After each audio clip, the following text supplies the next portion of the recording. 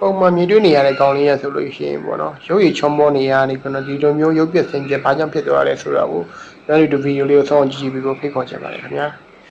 ဖြစ်ပွားခဲ့ရတော့ကိုရီးယားနိုင်ငံဆိုးမြို့မှာဖြစ်ပွားခဲ့တဲ့ဖြစ်ရမှန်ဒီပဲဖြစ်ပါတယ်မြင်တွေ့နေရတဲ့ကောင်းလေးကသူကရုပ်ရည်ချောမောတဲ့အပြင်ဘတ်စကတ်ဘောအကစားသမားတယောက်လည်းဖြစ်တယ်ကောင်မလေးဘာမှန်းလေတယ်ဆိုကြည့်ပဲဆိုလည်းမမဘူးပေါ့ဗျာ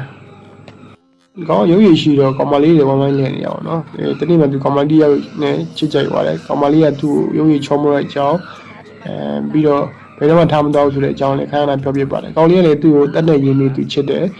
သူ့ကိုလည်းသူဘယ်တော့မှမထားတော့ဘူးဆိုတဲ့အကြောင်းလည်းသူတို့ချစ်တဲ့အကြောင်းလည်းအမြဲတမ်းပြောပြပါတယ်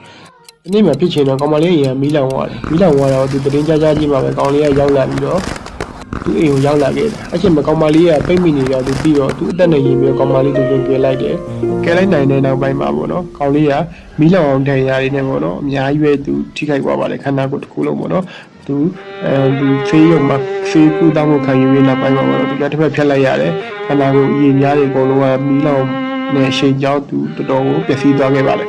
ကောင်မလေးကတော့ကြီးကြီးမားမားနိုင်ရမရရှိခဲ့ပါဘူးကောင်လေးကခွဲစိတ်ကူတောင်းမှုပြီးရနောက်ပိုင်းမှာတော့ကောင်မလေးပြန်သွားခဲ့တယ်ပေါ့နော်ပြန်သွားတဲ့နောက်ပိုင်းမှာကောင်မလေးကကောင်လေးရဲ့ရုပ်ပြစင်ပြဲဖြစ်နေတဲ့မျက်နှာနဲ့ခန္ဓာကိုယ်မြင်ပြီးတော့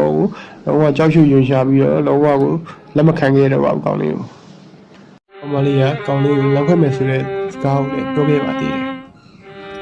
သူရန်ချီရတဲ့ကောင်မလေးသူအသက်နဲ့ရင်းပြီးတော့ပေါ့နော်ကဲခဲ့တဲ့ကောင်မလေးကသူ့ကိုလမ်းခွဲစကားပြောခဲ့တဲ့အတွက်ပေါ့နော်သူရန်စိတ်ထိခိုက်သွားပါတယ်သူလုံးဝလည်းနာကြည့်သွားပါတယ်သူ့ကောင်မလေးကဒီလိုပြောမှဆိုတော့သူလုံးဝမထင်ခဲ့ပါဘူးအတွက်ကြောင့်သူတော်တော်လေးကိုစိတ်ပြတ်သွားခဲ့ပါတယ်